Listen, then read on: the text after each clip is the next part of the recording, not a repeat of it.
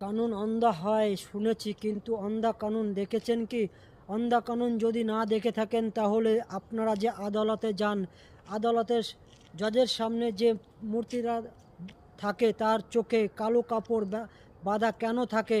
সেই জন্য অন্ধ কানুন বলে, সেই জন্য কানুনের চোখে কালো পট্টি বাঁধা থাকে। আর কালো পট্টি বাঁধার কারণ, কানুন যাতে চোখে দেখতে পারে না, কানুন চলে সবুজের পরে। আর কানুন সবুজ কিনতে পারে, অনেক টাকা দিয়ে কেনা যায় সবুজ।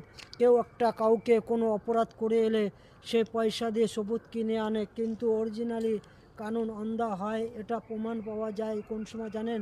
যে আজকাল যে রোডে কাটে কোনো কাউকে মেরে ফেলে দিয়ে গেলে সে অন্যায় করে এলো, সে 7 খুন মাপ পেয়ে যাচ্ছে আদালতে সে, কেননা তার কোনো সঠিক প্রমাণ নেই বলে সে আদালতে রিহা হয়ে যাচ্ছে, আজাদ পাখির মতো